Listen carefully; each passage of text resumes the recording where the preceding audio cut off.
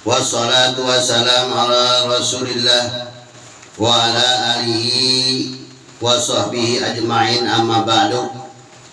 Radina billahi rabba wa bil islami dina wa bi Muhammadin nabiyya wa rasula. Rabbi jidna ilma wa rizukna fahma.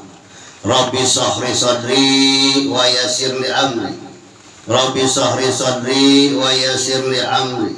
Rabbi sahri sadri wa yassir li amri wahlul 'uqdatam min lisani yafqahu qawli bi rahmatika ya arhamar rahimin. Malam ini yang saya hormati para jamaah sekalian, alhamdulillah kita termasuk orang yang menang dalam menangnya? Dalam perlombaan seperti bola, apabila menang girang. Seperti kita diundi menang girang, ini lebih girang lagi, lebih bergembira lagi orang yang menang dalam ujian atau dari goda-godaan setan sehingga kita dapat melawannya pada malam hari ini. Mudah-mudahan dalam niat kita dari rumah menuntut ilmu, setelah kita pulang nanti dosa-dosa kita diampunkan oleh Allah Subhanahu wa Ta'ala. Amin ya rabbal alamin. Puji serta syukur kita panjatkan kehadirat Allah Subhanahu wa Ta'ala. Selawat serta salam mudah-mudahan dicurah limpahkan kepada junjungan alam Nabi besar kita Muhammad sallallahu alaihi wasallam. Apabila datangnya bulan Rabiul Awal, bulan Maulid, itu selawat kita satunya bukan dibalas 10 lagi. Dibalasnya bisa 100 dan bisa 1000 di bulan Rabiul Awal. Makanya banyak orang yang berlomba-lomba apabila datangnya di bulan Rabiul Awal itu mengingat ulang tahunnya, kelahirannya Nabi kita Muhammad sallallahu alaihi wasallam. Banyak orang yang bersedekah. Oleh karena itu malam ini Lebo kemarin saya masih menerangkan tentang sedekah, masih banyak ini tentang hadis-hadis Rasul menerangkan tentang sedekah.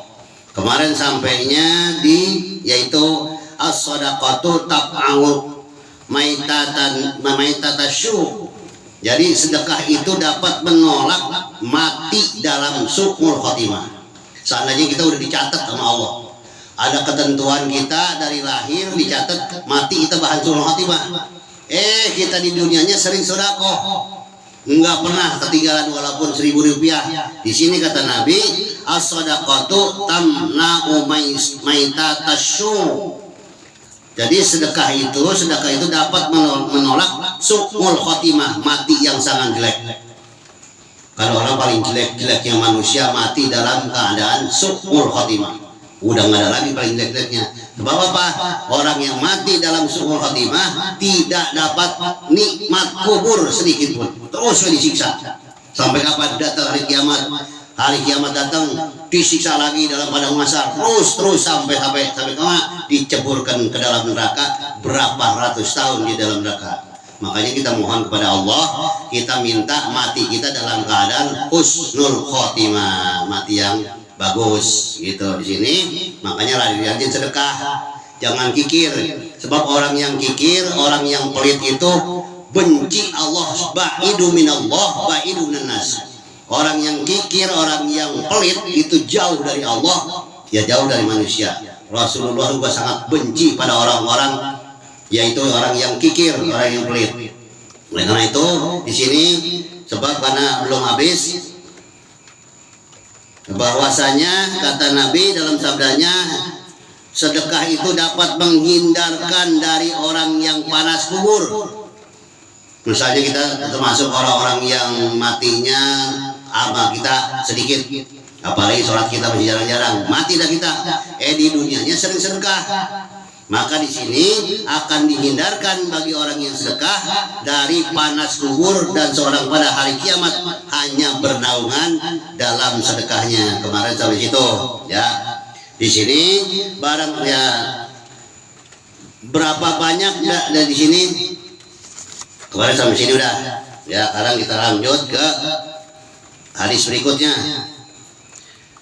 Sesungguhnya Rasulullah SAW dalam sabdanya, seorang yang sedekah 1 dirham ketika dia masih hidup, 1 dirham berapa sih? 10.000 kali ya. Waktu kita masih hidup itu 1 dirham. Waktu kita masih hidup, masih sehat atau masih banyak harta, itu lebih baik daripada sedekah 100 dirham ketika udah mati. Misalnya orang udah waktu dia sehatnya sedekahnya cuma 1000 perak. Itu apabila dia udah mati sedekahnya 1 juta, itu pahalanya sama dia waktu hidup. Dia waktu hidupnya sedekahnya cuma 1000 perak.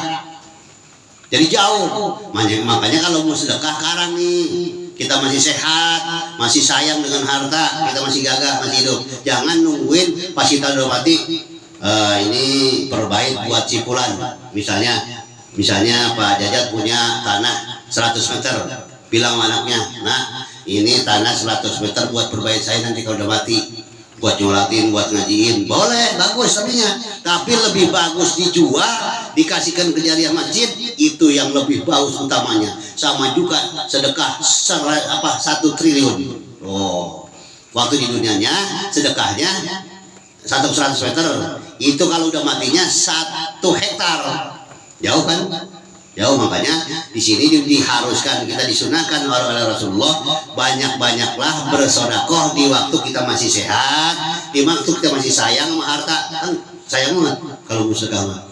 Coba kalau buat pasien kita ngasih 1 juta kayaknya kerasa. Tapi kalau datangnya orang jariah buat sedekah masjid, kayaknya ngeluarin 1 juta meriang kita.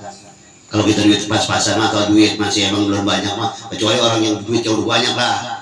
Di bank banyak, di rumah banyak, mungkin 1 juta dianggap kecil. Tapi buat kita katanya kayaknya ngeluarin duit 1 juta, ya Allah. Padahal kalau kita mau sedekah, kata Nabi, waktu kita sayang, waktu kita sehat, dan waktu kita ada umur. Nanti setelah kita meninggal dunia dipotongkan kebo 1000 kebo. Yo, ini dia meninggal kan orang kaya, dipotongkan 1000 kebo buat sedekah. Waktu hidupnya dia kikir.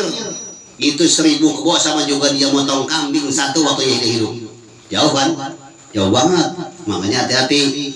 Mumpung dari kita, mumpung kita lagi sehat, lagi sayang dengan harta kita, banyak-banyaklah sedekah. Jadi di sini orang yang sedekah 1 dirham ketika dia hidup, itu tidak sama juga dia sedekah 100 dirham ketika dia mati. Bandingnya 1 banding 100. Ya berarti 100.000 perak bandingnya dengan 100.000, jauh. Udah waktu dia mati mah sedekahnya 100.000, waktu dia hidup pahalanya sama dengan dia sedekah waktu hidup 1.000 rupiah. Makanya jangan nungguin mati kalau mau bersedekah, ya. Di sini dalam keterangan hadis lain bahwasanya bersedekahlah kamu, kata Nabi, maka akan datang suatu masa di mana seorang keluar untuk memberikan sedekah, tiba-tiba orang yang diberi itu berkata, andaikan Anda datang kemarin, niscaya aku terima. Adapun gini maka aku sudah tidak berhajat lagi, sehingga tidak dapat orang yang menerima sedekah kita. Apa maksudnya ini? Jadi nanti akhir zaman, nanti ini dunia ini sebelum orang pada sekarang kan udah mulai nih, nanti seluruh dunia ini akan dibikin susah sama Allah. Pertama Allah turunkan suatu bencana, misalnya kering, kemarau berapa tahun, semua pohon-pohonan angus, semua buah-buahan kada ada yang tumbuh. Nah itu di situ orang susah semua, belangsak nanti, sengsara semua. Nanti nih di akhir zaman, mungkin kita orang yang beriman ngalamin. Pas udah setelah selesai itu dunia ini ada angus, manusia semuanya udah pada sengsara, turun Dajjal. Dajjal turun. Pas Dajjal turun nih, semua apabila dia datang di kampung ini apabila disuruh kata ini, hai pohon, kata dia pohon hidup segar semuanya pada segar, semuanya buah-buahan tumbuh segala macam. Akhirnya dia ngaku Tuhan. Barang siapa yang beriman pada Allah, maka dia tidak mau mengakui itu Dajjal itu adalah Tuhan.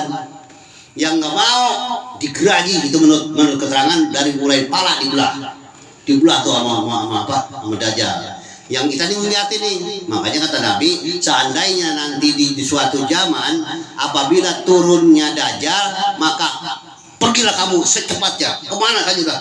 Tinggalkan sebetulnya segancang-gancangnya, lari. Jangan sampai nemuin Dajjal. Enggak ada yang sanggup apabila kita berjumpa dengan Dajjal, nggak ada yang sanggup. Sebab apa? Siksaannya di depan kita nih. Misalnya Pak Dajjal ini nggak mau, saya tidak terima kalau Dajjal itu Tuhan, bahwa itu Allah itu satu yang esa, kamu ini Dajjal. Akhirnya kita digoda tuh, digeragi, dibelah. Itu yang beriman nih, yang nggak beriman ngeliatin, kan nggak sanggup kan ngeliatnya. Pasti kita juga nggak digituin. Gitu makanya kata Nabi, apabila kamu datang datang suatu zaman ada Dajjal, kabur sekenceng-kencengnya. Tinggalkan kemana udah, jangan sampai bertemu dengan dia. Gitu. Nanti setelah selesai, akhirnya dunia ini dibikin subur lagi, banyak orang yang kaya atau usaha gampang segala macam semuanya. Nanti di sini riwayat ini bahwa sedekah nanti orang kita bersedekah susah, nggak ada yang terima karena orangnya kaya semua, banyak duitnya.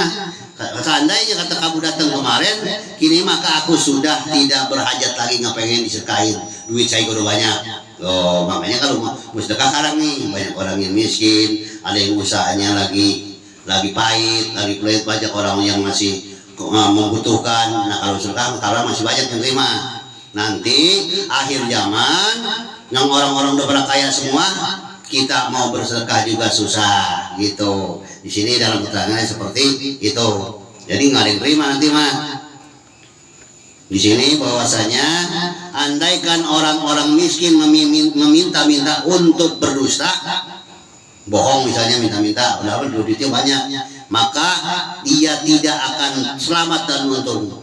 Dan orang yang menolaknya, orang yang menolak mereka itu bagus termasuknya. Jadi jangan sampai kita tertipu orang yang kaya mengaku miskin, minta-minta datuh di situ. Siapa yang memintai suatu karena Allah, maka apa yang diberikan itu ditulis untuknya pahala 70 hasanah. Jadi misalnya nih, siapa yang dimintai, ya siapa yang dimintai sesuatu karena Allah. Misalnya nih, assalamualaikum, misalnya Robi Kajariah, sedekah kan karena Allah tuh, benar-benar buat perjuangan agama atau membuat suatu tempat ibadah, majlis salim, masjid. Maka di sini kata keterangan dan Nabi, yang demikian itu ditulis untuknya pahala 70 kebaikan. Kalau kita memberikan walaupun ngasih 1000 perak atau 2000 perak. Di sini dari Salman bin Amir radhiyallahu anhu berkata, kata Nabi dalam sabdanya, sedekah pada orang miskin berarti sedekah, tetapi sedekah pada famili, saudara, kerabat itu berarti sedekah yang dan silaturahmi. Jadi, dan ada lagi nih, sedekah yang paling besar pahalanya, yaitu sedekah rahasia itu dapat memadamkan murka Allah. Bagaimana sedekah rahasia? Pak Jajat punya duit 1 juta, panggil saya, atau bang tolong bang, ini kasihin ke saya jariah masjid 1 juta. Akhirnya ngasihkan ke saya, ke DKI misalnya, ke pengurus masjid. Pas itu diumumin hari Jumat, alhamdulillah ada sedekah dari saudara Aidi 1 juta rupiah. Padahal duitnya dari Pak Jajat, belahan bukan dari saya. Mudah-mudahan. Nah di situ udah tinggal tuh, kan sedekahku. Nah tinggal itu setan udah tuh. Nah di situ adalah ujian buat kita ada tuh, ikhlas apa enggak. Karena Allah nggak bodoh. Sedekahnya tetap nggak pernah, pokoknya sedekahnya nggak mungkin dikasih pahala. Pahalanya lebih besar itu, yaitu di sini sedekah rahasia itu dapat memadamkan murkanya Allah. Apa sih murka? Benci. Allah, jadi memadamkan Allah tadinya akan benci pada kita, dia pernah sedekah nggak ada yang tahu, malah nitip. Mudah-mudahan Bapak ini dikasih rezeki yang banyak, Allah diberikan rezeki yang banyak berlipat ganda. Pada aman duitnya duit Pak Jajat. Pak Jajat kering di rumah. Nah di situ dah tuh keikhlasan kita, ikhlas nih. Kayaknya amat ya nama dia disebut gua yang sedekah 1 juta. Nah di situ dah tuh. Dari situ pahala yang paling besarnya sedekah, tidak ada manusia selain kita. Di situ ada pepatah mengatakan, apabila kita sedekah tangan kanan maka tangan kiri jangan sampai tahu. Apa maksudnya? Jadi kita sedekah kalau bisa mah orangnya jangan ada yang tahu.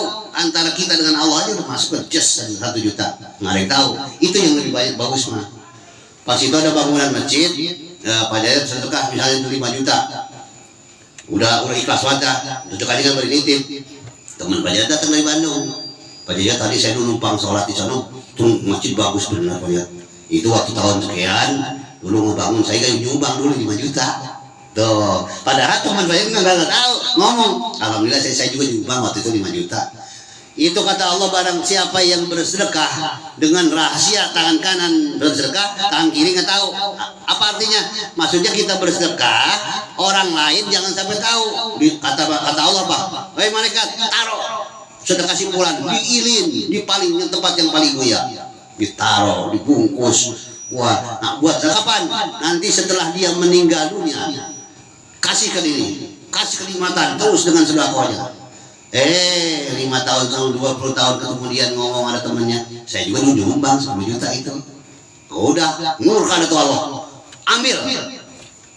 Sedekah simpulan, lemparkan, jangan kasih apa-apa. Akhirnya sia-sia itu. Udah ditaruh, udah di atas lilian yang paling mulia. Kita nggak ngomong. Orang biar tahu. Itu makanya hati-hati. Sampai kalau tentang sedekah itu sampai kapan nih, sampai kemana? Sampai orang yang berangkat haji nggak tahu ngapa ngomong, saya alhamdulillah berangkat haji tahun sekian. Kan itu rukun Islam. Pergi haji adalah rukun Islam. Jangan cuma ngomong, orang nggak tahu mah mau pergi haji mulai udah amat. Rukun Islam ada 5. Pertama 2 kalimat syahadat. Kedua sholat, ya kan? Ketiga zakat, puasa. 4 zakat. Kelima pergi haji. Ini orang yang rajin sholat nggak pernah dipanggil Pak sholat, ya kan? Orang yang rajin puasa nggak pernah dibilang Pak puasa. Kenapa pas berangkat haji pengen dipanggil Pak Haji? Kan itu rukun Islam. Nggak dipanggil kan tetap udah gugur kewajiban pergi haji. Ini makanya Pak Haji mah biar gini kan, ya Allah, udah jangan sebut. Walaupun kita udah berangkat gak, apalagi ngomong. Gugur pahalanya. Makanya orang yang duduk di majlis taklim, orang yang sholat duha itu pahalanya sama juga dia pahala haji. Yaitu ada orang yang berangkat haji nggak ada pahalanya, tapi ada orang berbuat ibadah dapat pahala haji.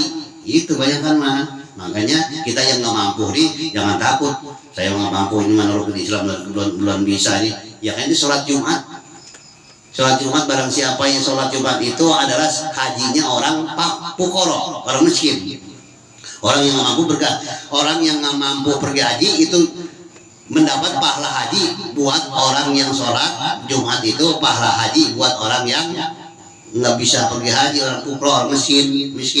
Makanya haji mah jangan kalau kita udah berangkat haji jangan pengen dipanggil Pak Haji, jangan. Kalau bisa mentolak jangan panggil Pak kita Pak Haji ya, kan haji mah di Islam gugur. Gitu, makanya di sini bisa gugur pahalanya, yaitu orang yang berangkat haji seperti pahala orang yang sedekah yang udah puluhan tahun udah disimpan ngomong biar begini. Saya mah alhamdulillah ada masjid saya nyumbang 10 juta, 5 juta, 1 juta. Orang nggak tahu, biar pada tahu semua. Ya udah, sedekah yang ingin dilihat oleh manusia, sedekah yang ingin dipandang oleh manusia, riya dikatakannya, maka dikatakan oleh Allah itu murka Allah, maka tidak diberi pahala sedikit pun. Orang yang sedekah ingin dipuji oleh manusia, akhirnya pas dia nanti di dalam akhirat keluar pas kita minta pahala sedekah, apa kata Allah? No, lu minta sama dia no. Dulu lu pernah pengen dipuji oleh dia. Kata Allah. Dulu waktu di dunia lu sedekah pengen dipuji sama lo, minta sama pahala dia. Gitu, Allah sampai ngomong gitu. Minta pahala sama dia. Nggak ada pahala sedekah lu di sini. Karena waktu di dunia lu sedekahnya karena manusia, bukan karena Allah. Kenapa? Banyak orang kalau saya nggak sedekah ya orang-orang pada ngasih saya nggak enak, gimana ya? Mendingan tong sedekah. Kalau ada rasa kagak enak, saya nggak enak banget ini kalau saya nggak sedekah, kalau saya nggak maulid, kalau saya nggak ngejak berkat, saya nggak enak banget, malu sama orang. Mendingan tong aja udah. Mendingan udah, jangan kalau ada rasa nggak enak. Besok maulid bisa di masjid ada ngadakan maulid harus punya bongsangnya 10, duitnya 200 misalnya. Pas itu kita bener-bener nggak ada.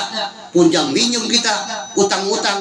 Nggak enak ini saya kalau ngomong maulid, mendingan jangan kalau buat saya mah. Mendingan jangan sedekah kalau ngomongnya nggak enak kalau nggak ikut sedekah.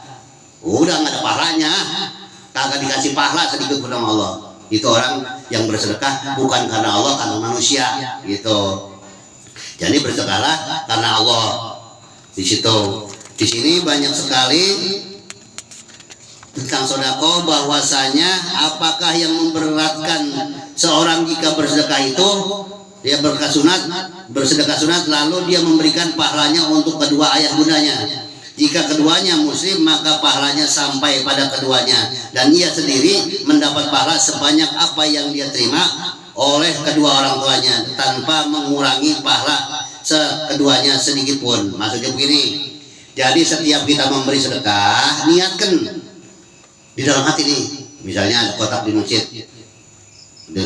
tahu kita ngomong dah, ya Allah dengan berkah sedekah jariah ini sampaikan pahalanya buat kedua orang tua saya. Tidak ngurangin sedikit pun orang yang bersedekah berniat untuk orang tuanya. Udah jangan buat kita. Kalau kita masih hidup, orang tua kita udah meninggal dunia, atau walaupun masih hidup, udah niatkan sedekah itu buat kedua orang tua saya. Mengurang di sini kata Nabi, tidak mengurang sedikit pun orang yang bersedekah menyebut untuk kedua orang tuanya. Tidak ngurang sedikit pun. Orang tuanya dapat, dianya dapat juga, malah ditambahin pahalanya. Jadi setiap bersedekah, bersedekahlah niat untuk kedua orang tua, jangan buat kita. Lalu kalau saya sedekah buat orang tua saya nggak bagian ini, kan kata Nabi ngomong. Orang yang bersedekah buat orang tuanya tidak dikurangin dikit pun, malah kedua orang tuanya mendapat pahala seperti apa yang dia berikan. Oh ya, pokoknya besoknya mulai nih kalau sedekah niat buat mak kita, bapak kita, ya Allah dengan berkah sedekah jariah ini saya sedekah, misalnya orang minta assalamualaikum, udah niatkan pahalanya buat bapak dan kedua orang tua saya di dalam hati, sampai terus ya dimanapun kita memberikan kelopak jariah apa yang ada minta ada orang mintain jariah itu jalanan, udah 1.000 perak 2.000 perak niat pahala buat orang tua saya.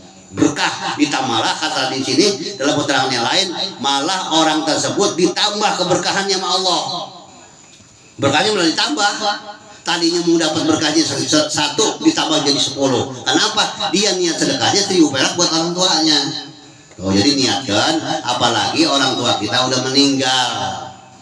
Nah, bagaimana saya nggak bisa sedekah buat orang tua saya? Boro-boro buat sedekah buat saya makan kekurang. Doakan Allahumma pilih wali walidayya warhamhuma kama rabbayani shaghira. Itu juga sedekah. Kenapa? Doa anak tidak ada halang, tidak ada penghalang, tidak ada hijab buat kedua orang tuanya. Makanya kalau kita jarah ke kubur orang tua, itu orang langsung dihadirkan oleh Allah, ada di hadapan kita. Kita jarang nih ke makam orang tua kita, langsung ada di depan kita. Itu dia gembiranya, senangnya, sama juga dia waktu di dunia lagi susah kita udah bawain duit 10 juta. Ya Allah, gua sampai bari nangis dia.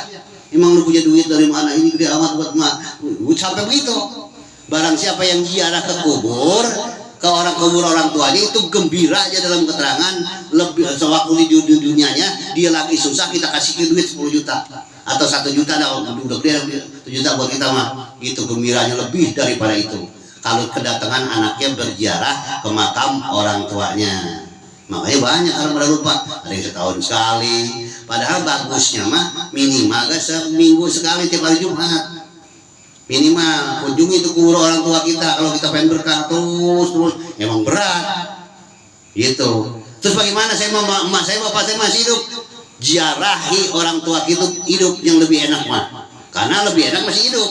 Kita bawa roti apa yang paling enak yang lembut, misalnya kemampuan kita apa dah, orang tua kita doyannya apa, ziarahnya. Kalau anak datang ke rumah orang tua walaupun orang tua itu masih hidup, itu ziarah namanya, dapat pahala dari Allah. Pulangnya di Allah ridho, dan datangnya ridho, pulangnya ke Allah lebih ridho. Karena anak yang dikatakan anak yang soleh itu anak yang sering orang yang berbakti pada kedua orang tuanya, dan anak yang sering mengunjungi silaturahmi ke orang tuanya. Kalau bisa jangan orang tuamu datang ya, karena orang tua ajak lucu anak, sesibuk apapun datang minimal sebulan kali. Kalau sibuk ya 2 bulan sekali. Apa nih? Walaupun kalau orang tua mah dia jangankan lagi nggak punya duit, kalau dikasih sama orang tua lain. Dia akan dikasih sama anak, orang tua dikasih sama anak. Walaupun orang tua itu, apalagi orang tua itu nggak punya, miskin, dikasih sama anak gembira. Dia banyak duit juga, kalau dikasih sama anak mah girang lain. Berdoanya juga. Makanya di situ tidak akan masuk surga seorang anak yang durhaka kepada kedua orang tuanya. Tidak akan masuk surga tanpa ridho kedua orang tuanya. Makanya kunci surga mah ada di kedua orang tua. Makanya hati-hati, jangan terlalu membangkang. Kalau hidup kita tidak banyak musibah, tidak banyak cobaan dari Allah, teguran dari Allah, itu banyak kita lalai terhadap orang tua kita. Gitu. Kan saya mah jauh, kata Pak Jayat, orang tua saya mah adanya di Bandung makamnya. Ya udah di sini aja udah. Al-Fatihah minum habis sholat ila hadatin Nabi Muhammad SAW, semua ila arwah khususan ahli kubur, bapak saya bin bapak saya gitu, almarhum bin almarhum. Al-Fatihah. Allahumma gfir lahu, kalau baru laki Allahumma gfir lahu warhamhu wa almarhum, Allahumma gfir lahu warhamhu, minimal segitu. Dan Allahumma gfir li wali walidayya, sampai tuh.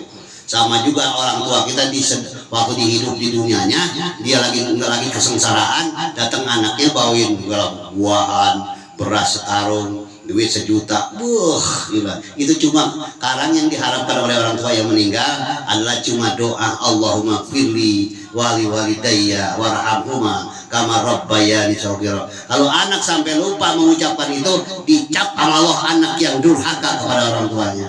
Makanya kalau hidup jangan mentang-mentang gua mau ngedoain orang tua gua, kan di sini usaha gua alhamdulillah, duit mah nggak punya. Tapi lu tadi di akhirat kalau orang yang belum minta maaf kepada orang tuanya meninggal, kemana lu minta maaf, minta ampun kepada orang tua? Makanya paling sengsara manusia di situ jelas dalam keterangan, orang yang durhaka kepada kedua orang tuanya, kata Allah akan dibalas di dunia, di akhirat pun dibalas. Itu janjinya. Orang yang durhaka kepada kedua orang tuanya, di dunianya akan dikasih sengsara, dibalas, maka di akhiratnya nggak disisain, nggak dikurangin. Tuh sampai segitu. Makanya hati-hati ya. Di sini tentang sedekah sebetulnya mah. Jadi di sini sedekah untuk kedua orang tuanya dalam hadis tidak mengurangi pahala keduanya, meskipun kita sedekahnya buat orang tua nggak ngurangin.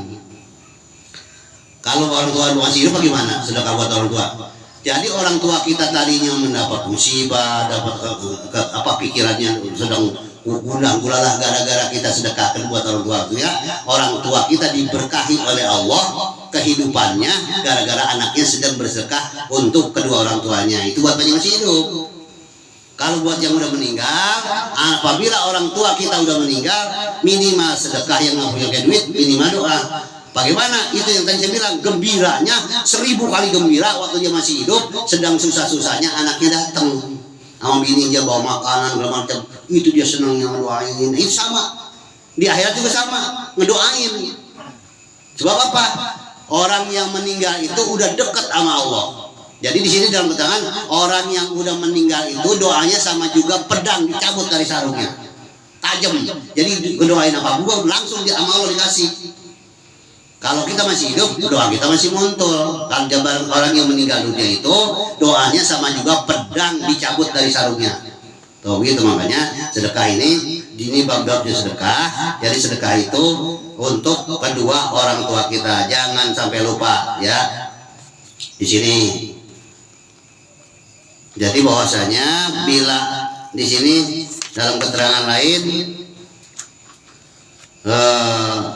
7 macam amal yang akan terus didapat pahalanya oleh seorang hamba di dalam kubur. Nih ada 7 macam, yaitu yang akan terus dapat pahalanya oleh seorang hamba di dalam kubur. Yang pertama, orang yang mengajarkan ilmu, ngalir ilmu itu apabila diamalkan oleh muridnya. Terus dari mulai alif fatah, baba, ikra misalnya, terus sampai seperti ini nyerangkan, kalau diamalkan terus ngalir. Yang kedua, orang yang memberi air kepada orang atau sumur, ngasih sumur nih diwakafkan sumur itu, kalau itu sumur belum diuruk, belum kering, terus ngalir. Makanya sedekah yang paling besar pahalanya air. Makanya air belum habis nih. Ya murah kalau dibelikan mah gitu. Jamin aja air di sini, minimal air. Sebab apa? Jadi di situ waktu sahabat bertanya pada Rasulullah, orang tua saya udah meninggal, emak saya mau bersedekah, bagaimana ya Rasulullah? Sampai nggak sampai? Kata Rasulullah, sedekah apa ya Rasulullah? Sedekahlah yang paling abdol, air. Itu zaman dulu di sana ada air. Kalau sekarang caranya gimana? Yaitu kita membuat sumur di pondok pesantren atau di masjid, alirkan airnya. Atau kalau masjid kita ini kan karena pakai pam, bayar tuh pamnya. Pahalanya buat siapa? Buat kedua orang tua kita. Gitu. Seandainya pam itu kegedean, udah nih saya nitip buat bayar pam. Pahalanya buat orang tua saya. Sampai ngalir itu terus. Yang kedua, yang ketiga, di dalam kubur pahala yang mengalir orang yang sudah meninggal dunia, yaitu orang yang menggali sumur. Yang ketiga itu sumur sama tadi air. Dan yang keempat, orang yang menanam pohon yang berbuah. Misalnya kita masuk hidup menanam pohon ini, niatkan pohon ini buat sedekah siapa aja. Selama pohon itu masih berbuah, masih dinikmati oleh orang lain, maka pahalanya terus mengalir. Sampai kapan? Sampai terus buat orang yang udah mati. Dan yang kelima, apabila ada yang membangun masjid, minimal kita sedekah yang manfaat apa yang lama pakainya. Misalnya ubin, ya semen. Nah, saya menyumbang semennya 2 sak lah misalnya, kalau paling dikit, apalagi dimasak, apalagi 10 sak. Misalnya orang membangun masjid, datang ke tempat itu, Pak, saya cuma bisa menyumbang semen 1 sak. Nih Pak, saya atau bawa semennya atau kasih duitnya. Lebih abdul aja kalau semen biar dipakai. Takutnya dipakai apa tahu. Selama semen itu masih nempel, masih dipakai pergunakan untuk ibadah, itu ngalir terus tuh pahalanya, ketrek tuh buat orang yang membangun masjid. Apalagi masjidnya boleh kita semua nggak kuat yang duitnya. Kita yang sekedar aja, yang sekedar minimal ada keran masjid rusak, beliin. Tuh minimal dah, sampai selama itu keran itu masih dipakai, maka itu masih ngalir terus pahala kita. Apa nih yang penting, kepentingan yang lama? Sejadah misalnya, jadi keimaman udah jelek belikan gitu. Di sini tentang itu yang kelima, pahala yang mengalir itu orang yang membangun masjid. Yang keenam, yaitu pahala yang mengalir itu orang yang beri waris Al-Quran, memberikan Al-Quran untuk orang-orang belajar. Misalnya di pengajian, di pesantren atau di mana, di masjid, Yasin, itu akan mengalir tuh selama surat Quran kita masih dibaca. Yang boleh kita wakafkan tuh, kita kasih ke orang masih dibaca, itu masih ngalir. Dan yang ketujuh, atau yang meninggalkan anak soleh yang selalu membacakan istighfar untuknya sesudah mati. Ini yang ketujuh, kita tanamkan sekarang buat anak kita nih. Bocah, kalau namanya misalnya mentong, nanti kalau bapak udah meninggal, lu jangan lupa ya, doain bapak terus. Udah minta dari sekarang, awas lu lupa lo. Kalau lu boleh ngomong gini, awas lu lupa. Kalau lupa gua marahin dong gua. Gitu. Bapak-bapak di sini yang mengalir itu seorang tua meninggalkan anak yang soleh, yang selalu mendoakan orang tuanya, yang selalu yang tadi itu Allahumma firli wali walidaya, ya Allah ampunilah dosa saya dan ampunilah kedua orang tua saya. Makanya kalau istighfar jangan istighfar astagfirullahaladzim, jangan. Kalau istighfar tambahin. Misalnya kita istighfar yang kemarin saya kasih 27. Astagfirullahaladzim li walidayya, astagfirullahaladzim li walidayya. Jangan istighfar buat diri kita doang. Tambahin istighfar kita. Supaya apa? Pahala istighfar ada, pahala buat orang tua kita sampai. Astagfirullahaladzim li walidayya, ya Allah ampunilah dosa kami, ampunilah dosa kedua orang tua kami. Astagfirullahaladzim li walidayya, ya Allah ampunilah dosa kami dan ampunilah dosa kedua orang tua kami. Kan nggak rugi. Pokoknya mulai besok ya, yang udah mendengar istighfar jangan buat diri kita doang. Barang siapa yang beristighfar untuk dirinya dan kedua orang tuanya, maka Allah akan turunkan barokah buat dirinya, keluarganya, anak dan istrinya. Udah makanya istighfar tambahin astagfirullahaladzim li walidayya. Ini kadang istighfar astagfirullahaladzim, astagfirullah. Walaupun 1000 itu kita istighfar, kalau kita ngebawa untuk kedua orang tua kita, maka nihil istighfar kita. Jadi istighfar buat dia doang. Kalau ditambahin liwalidayanya, maka Allah senang dan gembira kepada orang yang beristighfar untuk dirinya dan kedua orang tuanya. Kenapa? Oh, karena kedua orang tua itu, orang tua mah sejahat-jahatnya orang tua, tetap orang tua kita itu harus kita hormati. Misalnya orang tua kita nih tukang mabok, wah udah termasuk orang yang apa sih namanya, pembuat dosa dah. Tetap kita mah harus taat. Orang tua kita galak sama kita atau gimana, tetap harus taat. Makanya termasuk orang yang durhaka, yang dibenci Allah itu orang yang durhaka kepada kedua orang tuanya. Kenapa? Karena durhaka kepada orang tua itu akan dibalas, dikasih di dunia dan di akhirat pun tidak dikurangin sedikit pun. Oh, makanya di sini tentang bab, sebetulnya tentang bab sedekah, karena ini ada. Atau orang yang meninggal dunia, kita mati ini meninggalkan anak yang soleh, yang solehah, anak yang bisa baca Al-Quran, anak yang bisa ngaji, anak yang taat kepada Allah, dan dia selalu tidak pernah ketinggalan sholatnya. Dan celakanya bagi orang tua yang meninggal dunia, meninggalkan anaknya di dunianya nggak sholat, maka itu dosanya terus dikirimin. Apabila datang johor, anaknya nggak sholat, bapaknya dikirimin dosa, terus siksanya tambahin. Itu terus ditambahin. Yang sangat ruginya manusia meninggal dunia, meninggalkan anaknya nggak sholat. Anaknya nggak pernah sholat itu orang tuanya disiksa terus karena dosa anaknya. Apa orang tua yang di akhirat nyumpahin? Ya Allah, saya kagak ridho dengan dosa anak saya dikirimkan ke saya. Samakanlah ya Allah nanti anak saya apabila dia mati, siksanya seperti saya. Tuh doa orang meninggal, doa orang tua meninggal. Apabila orang anaknya durhaka di dunianya, meninggalkan ibadah, maksiat, malah tukang mabok, malah tukang judi segala macam, udah sembahyang kagak, malah banyak judi, zina segala macam, maka orang tua tersebut dikirimin dosa kepada orang tua yang meninggal. Maka orang tua tersebut nyumpahin, ya Allah apabila nanti dia mati, samakan siksanya sama saya. Tuh gitu. Kalau kita sering doain, ya Allah, alhamdulillah anak saya udah mendoakan saya, berikanlah keberkahan buat anak saya ya Allah di dunia, berikanlah dia ketenangan dalam hidupnya. Itu orang tua mendoain. Dan sebaliknya, kalau kita banyak dosa, orang tua kita meninggal, kita nggak sholat kita sampai tuh nggak sholat kita disiksa orang tua kita, maka orang tua kita di akhirat nyumpahin. Oh, emang enak disumpahin orang udah mati, minta ampun kemana? Ayo, makanya hati-hati ya, hati-hati sama orang tua. Jangan mentang-mentang orang udah tua nggak ada, cuek-cuek aja. Jalan setahun sekali, ya Allah, jangan. Minimal sebulan sekali atau jangan setahun sekali amat. Itu orang tua sama juga begini. Orang tua kita waktu itu lihat dah, waktu itu orang tua kita meninggalnya dia ahli sholat enggak, ahli sedekah enggak? Kalau orang tua kita waktu kita lihatnya dulu waktu di dunia dia ngomong sama sholat gitu. Oh apalagi sholatnya jarang, apalagi sama sedekah dia pelit. Dia meninggal, inget tuh, berarti dia masuk dalam penjara siksaan. Tuh orang tua tersebut. Anaknya datang ke kuburnya, bacain Fatihah, bacain Qur'an, nggak bisa baca Yasin dah, udah bacain Fatihah sama Qur'an misalnya, langsung doa, Allahumma firli wali di atas kuburan. Tuh orang tuanya amin. Ringan tuh orang tua tersebut di dalam kubur. Yang tadinya lagi disiksa, udah tenang, nggak ada siksa dia. Doain ya Allah, alhamdulillah anak saya udah ingat datang ke rumah saya nih ya Allah. Akhirnya doain. Udah orang tua aja waktu di dunianya ahli maksiat, waktu dia meninggalnya memang nggak pernah sholat. Udah anaknya di dunia nggak pernah doain, anaknya gak sama, ya udah paling dahsyatnya tuh siksa, ya jadi kubur. Udah lagi paling dahsyatnya. Kalau nggak percaya nanti setelah mati baru dah ngomong. Ini banyak kan orang nggak percaya nih kalau cerita kubur mah, banyak kan nggak percaya.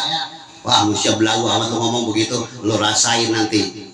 Orang yang nantangin, orang yang nggak takut siksa kubur, orang yang nggak takut sama neraka, itu orang yang meninggalkan sholat, meninggalkan perintah Allah, itu orang yang nantangin tuh. Makanya jangan percaya.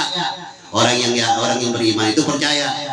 Oh iya juga nanti takut ya. Siksa kubur itu bagaimana? Siksa kubur itu dari mulai itu kita diurut, diinjek-injek, berangkat 7 langkah orang yang mengantarkan, mulai dari situ sampai apa? Sampai hari kiamat, enggak berhenti bisa. Ayo dikencet gitu. Di bumi yang segitu sempit dikencet. Sampai apa di dalam keterangan? Sampai tulang rusuknya. Oh serem. Makanya kemarin nih saya dikasih tahu sama teman saya kabar ada seorang anak muda baru umur 25 tahun. Berarti dia mulai balik umur berapa? Balik 17. Ke 25 tahun berapa tahun? Pas begitu karena dia dapat musibah, dapat matinya bukan sewajarnya. Pas itu setelah dikubur baru 1 hari dari pagi sampai sore digali lagi tuh anak muda tersebut, padahal masih muda. Pas digali itu pas diangkat itu badannya udah angus, mukanya udah pada kayak dibakar. Akhirnya ada seorang nanya pada orang tuanya, Pak, emang anak bapak dulu bagaimana ini sampai seperti ini? Udah kaku, udah pernah hancur tulangnya sampai juga dikebukin pakai apa sih? Udah angus lah. Akhirnya bapaknya ngomong, ini anak emang susah banget disuruh sholatnya, disuruh ngajinya susah banget ini anak. Ini pas sampai begitu akhirnya diangkat itu mayit, akhirnya mau dipisum nggak jadi, dikubur lagi karena nggak tega melihatnya. Itu sama juga disiksa habis dikebukin apa hancur, ini pada patah, mukanya angus, tangannya angus. Baru dari pagi ke sore. Bagaimana kalau udah sampai tahun 2 tahun di serem? Makanya udah percaya nggak nih? Harus percaya sama siksa kubur, Pak. Harus percaya adanya siksa kubur dan harus percaya adanya siksa neraka. Makanya berbanyak-banyaklah sedekah. Bukan berbanyak-banyak, sering-seringlah sedekah. Kalau banyak-banyak ada. Jadi 10.000 baru sedekah. Ya masa iya 1.000 nggak bisa. Gitu Pokoknya jangan kikir amat, jangan pelit amat, kumpulin emang sih kamu yang duit dikumpulin buat apa sih? Ntar buat anak saya sekolah, ntar buat anak saya udah tua, ntar buat anak saya bikin rumah. Astagfirullahaladzim. Setiap anak yang dilahirkan ke dunia ini dijamin rezekinya sama Allah. Jangan suka dipersiapkan banyak sedekah terus. Ini makanan persiapkan buat ini, dijamin. Kata Allah, makhluk yang ada di dunia ini yang bernapas itu dijamin rezekinya sama Allah. Jangan punya pikiran bagaimana anak buat ya. Gak usah begini wae anak menjadi apa? Udah serahkan sama Allah, menjadi apa? Dia udah menjadi setan saja. Ya gitu. Wajib serahkan sama Allah. Jangan takut. Kita ini ngurusin anak, ngurusin ini jangan takut miskin. Orang yang takut miskin itu, yang kikir itu, bahidu minallah, bahidu nanas. Jangan jadi orang yang kikir. Orang kikir itu dibenci sama Allah dan dimurka oleh Rasulullah. Benci Rasulullah dan pelit. Makanya setiap anak yang turun ke dunia, dilahirkan ke dunia ini ada rezekinya. Oh, kemarin anak saya sakit tuh berobat susah. Jadi tenang ini sakit tuh jadi anak kita sakit parah. Nanti gak Allah kasih rezeki mana nggak tahu. Apa sembuh sendiri? Makanya kita harus baca bacaan tuh. Makanya kalau kita maaf ini tahlus minimal punya air minimal satu liter yang aqua yang kecil. Taruh setelah kita habis sholat wiridkan di situ minimal Al-Fatihah 1 kali. Bismillahirrahmanirrahim. Dengan barokah Al-Fatihah, ya Allah jadikanlah air ini air barokah, air untuk obat. Al-Fatihah salawat 3 kali, tiup tutup lagi, taruh, ambil lagi besok sholat zuhur, taruh.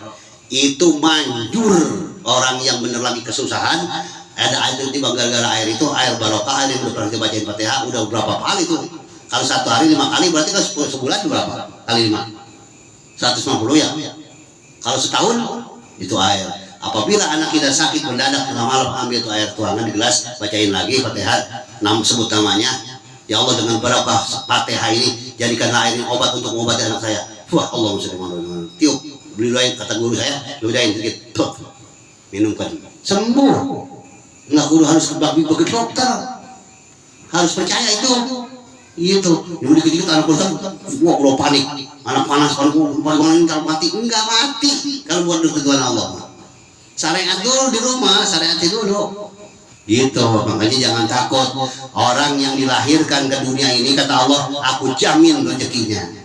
Cuma di situ ada yang takdirnya jadi orang miskin, sesuai ada yang jadi orang kaya, ada yang usaha mari jadi begini. Itu udah bagian, udah nasib takdir dari Allah. Bahwa kita diciptakan sudah suratan juga. Orang ini kalau gua kasih kaya nanti akan sombong atau gini, entar dia di akhirat. Doa jangan putus. Barang siapa yang rajin berdoa tidak akan ditolak doanya. Misalnya nggak dikasih di dunia, pasti di akhirat dikasih. Gitu. Terus di dunia kita doa, tapi nggak kaya-kaya. Ya tapi di akhirat mah pasti dikasihkan sama Allah, dikasih. Tuh pasti nanti, karena janji Allah, doa itu nggak pernah dikabulkan di dunia, disimpan. Ada seorang miskin seumur umur nih, ada riwayat. Orang hidupnya susah doa dia mau nggak pernah bosan doa dia mah, ya Allah, doa segala macam. Tadi mah nggak pernah dia tuh sampai matinya nemuin miskin, nemuin kaya. Pas di dalam kubur dia bingung. Kan cuma ibadah saya cuma sholat doang, sedekah saya mah kagak, yang mau punya duit saya mau sholat juga jarang. Ini siapa ini? Kau begitu cantik dan begitu ini apa amalan apa saya nih, kata si bayi itu. Akhirnya malaikat berkata, ini doamu waktu di dunia nggak pernah dikabul sama Allah, ini hasilnya. Iya, hasilnya atau seorang bidadari mendapat nikmat kubur, hasil dia doa di dunia nggak pernah dikabul sama Allah, dikasihkan di akhirat. Akhirnya tuh orang itu ngapain? Ya Allah, kembalikan lagi saya ke dunia, biarin saya paling miskinnya, paling sengsara-sengsaranya, biarin. Saya mau doa doang. Nggak tahu itu hasil doa, nikmatnya beribu kali nikmat. Tuh, jadi jangan takut doa nggak dikabul. Setiap berdoa kita pasti dikabul, tapi nggak di dunia, di akhirat pasti dikasihkan. Ya, mudah-mudahan malam ini tentang bab sedekah udah habis. Mungkin besok akan lanjut tentang bab yang lain. Mudah-mudahan kita ini diberikan oleh Allah hati kita, hati yang dermawan, hati yang ikhlas karena Allah. Sedekah jangan karena manusia. Sekali lagi saya mesen, apabila kadang musim maulid di mana ada maulid, di masjid maulid, di musola maulid, di pengajian maulid, jangan kita niat ngejak ambeng sedekah buat maulid karena orang nggak enak. Jangan. Kalau saya nggak ngasih, saya lagi sahabatan ini, kalau saya ngasih nggak enak, udah menyentuh sedekah sekalian. Ya. Kalau itu bukan karena Allah, mendingan nggak sedekah. Sebab ngapa? Orang yang bersedekah karena manusia tidak diberi pahala sedikit pun, enggak diberi pahala. Udah karena ya sekemampunya aja. Misalnya nih di masjid ada dananya sekian, nggak punya, cicil 2 bulan. Kalau 2 bulan cicil masih bisa lunas, alhamdulillah. Nah ya udah, jangan dipikirin. Nggak enak saya ini nggak kemarin sedekah nggak pol. Suruh 200 mau berapa 100 ribu kan dia udah maksa. Ya udah, itu ya karena Allah, jangan karena manusia. Orang yang bersedekah karena manusia tidak diberi pahala sedikit pun oleh Allah. Udah gitu aja ya. Kalau musim maulid ini nanti ada bongsang yang 5, ada yang bongsang 10, ada yang bongsang 3, sekemampu kita. Dan membikinnya jagoan, jangan utang-utangan bikin bongsang misalnya.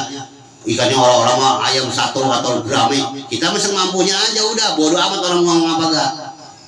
Kadang kita mampu segitu. Kalau pengen dipuji sama orang, pujilah. Kamu minta pahala dengan orang yang pengen waktu di dunia lu pengen dipuji sama dia. Gitu kata Allah. Ya, mudah-mudahan kita termasuk orang yang ahli sedekah, karena sedekah itu dahsyatnya daripada ibadah-ibadah yang lain. As-sedekah itu tapangul bala. Barang siapa yang bersedekah akan dicegah tadi yang mudah dapat pahala. Kita sedekah nih kemarin misalnya hari Selasa. Terus hari Rabu pagi si Pulan pada jam 7 pagi, jam 7 lewat sekian akan dapat musibah, celaka, motornya mau jatuh atau mau ditabrak motor atau mau kecelakaan. Karena dia kemarin Selasanya sedekah, itu kata Allah jelas dengan ini, as-shadaqatu tabal baro. Orang yang bersedekah akan dicegah datangnya bala, dicegah nggak jadi. Gara-gara disedekah jagung nih misalnya, ini nikmat dimakannya buat pengajian, besok saya udah dicap mau masuk rumah sakit, akhirnya nggak jadi, sehat dengan sendirinya. Terus dengan gara-gara sedekah, dia tadi mau dapat penyakit mau dirawat 1 juta, nggak jadi gara-gara timbang sedekah. Tuh banyak. Coba Rasulullah ngomong gitu, as-shadaqatu tapangul bala. Sedekah itu bisa mencegah dari datangnya bala. Makanya kadang minimal 1.000 perak setiap hari, 20 ribu ya apa aja. Nggak ada juga, yaitu sama bini sama anak udah sedekah. Saya emang nggak pernah sedekahnya, orang gimana sedekah? Itu bini. Pahala yang paling besar keluarga dulu, bini dulu, kenyang tuh bocah. Jangan sedekah bagram, anak pelit, jangan. Anak dulu, baru ke sedekah yang lain. Ini anak sama anak pelit sama sedekah pelit, dua-duanya pelit, jangan. Apalagi buat perut. Kalau anak buat perut, buat makan, anak kita minta buat makan, jangan sudah ditolak. Buat makan udah, kalau ada makasih. Jangan ada ya ngomongin, bukan ngapain jajan, dia kayak nggak ada, mana tuh, gitu. Jangan udah sama anak pelit, sama sedekah pelit, udah dah itu mah dimurka sama Allah, dibenci sama Allah. Makanya disebut ba'indu minallah, benci sama Allah, dimurka. Rasulullah benci orang yang kikir dan pelit. Dah, mudah-mudahan kita termasuk orang yang ahli sedekah. Amin ya rabbal alamin. Mudah-mudahan Allah berikan rezeki yang banyak kepada kita yang halal, dan mudah-mudahan usaha kita dimudahkan oleh Allah dan diberikan keberkahan, dan mudah-mudahan anak kita menjadikan anak yang soleh dan soleh. Karena paling enak-enaknya punya anak yang soleh, anak yang bagra mamanya, anak yang gak pelit sama mamanya atau bapaknya, anak yang selalu mendoakan kedua orang tuanya. Itulah anak yang soleh dan soleha. Amin ya rabbal alamin. Dari saya cukup sekian. Mudah-mudahan apa yang saya sampaikan ada berkahnya, ada manfaatnya buat diri saya dan keluarga saya, dan umumnya buat para jamaah. Saya mohon apa yang saya sampaikan saya tidak ngajarin, ini mau bukan lagi ngeguruin, saya mau bukan lagi ngeguruin, ini mah lagi mengingatkan, sama-sama kita belajar. Mudah-mudahan apa yang saya sampaikan mudah jadi barokah buat kita, dan pulangnya kita nanti dari sini dosa-dosa kita diampuni oleh Allah Subhanahu wa taala. Dari saya cukup sekian. Akhirul kalam, wassalamualaikum warahmatullahi wabarakatuh. Selanjutnya